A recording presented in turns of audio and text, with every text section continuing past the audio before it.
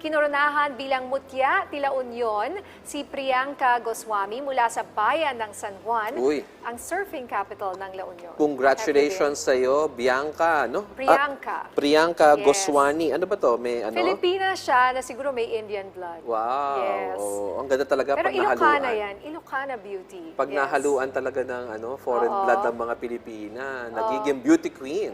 Oh, at hindi lang naman, whether nahaluan or hindi, she really performed very well. She was very eloquent all throughout. Magaling sumagot, very articulate. And you know that because you were part. And I know that because I was one of the judges. So I'd also like to congratulate yung mga ibang winners rin po mula naman sa mga bayan ng Santol, ng Bawang, Bangar, kung saan ng Inabel. Yan ang Inabel capital naman ng La Union. At Sudipen, I hope I said it right, na bumuo po sa top 5. Women Empowerment ang tema ngayong taon, kung saan isa-isang ipinagmalaki ng mga kandidata ang kanilang mga advokasya na may kinalaman. Yung winner, ang kanyang advocacy ay para sa mga single mothers because she was raised by a single Ilocana mother. Oh, yes. Oo. Kababaihang magsasaka, manghahabi at mga entrepreneurs among others. Pinangunahan ng pinakabatang gobernador ng Pilipinas na si Raffy Ortega David ang pageant na dinaluhan ng libo-libong tao. Alam mo bang 26 years old lang si Governor Raffy? Ano siya ni, Kamag-anak siya. Okay. Anak siya ng former governor. Si Paco. Paco, anak siya ni Paco, ni Ortega. Governor Paco. Yes. Yeah. But she holds her own.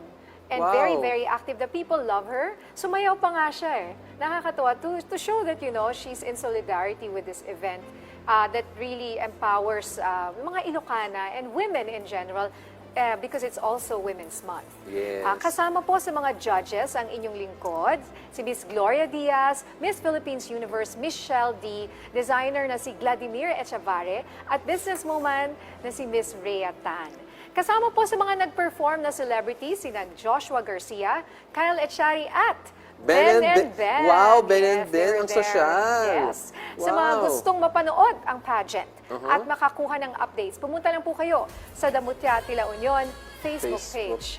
So thank you for the invitation. I really enjoyed La Union. Wait, congratulations, partner. At ngayong 50th anniversary ng People's Television Network, kasama namin kayo sa aming selebrasyon.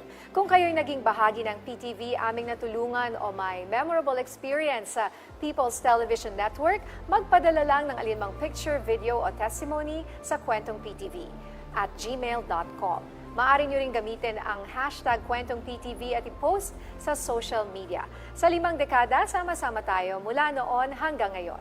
Dahil ang PTV ay para sa bayan at ang Pambansang TV ay para sa bagong Pilipinas. At dito na nagtatapos ang ating programa sa araw na ito. Siksik na naman tayo, partner. So, samahan ninyo ulit kami bukas para sa mahalagang talakayan at mabilis na aksyon ng pamahalaan. Mula sa NSC, ako po si ADG Jonathan Malaya. Ako po si Nina Corpus. Sama-sama tayo para sa isang bagong Pilipinas ngayon.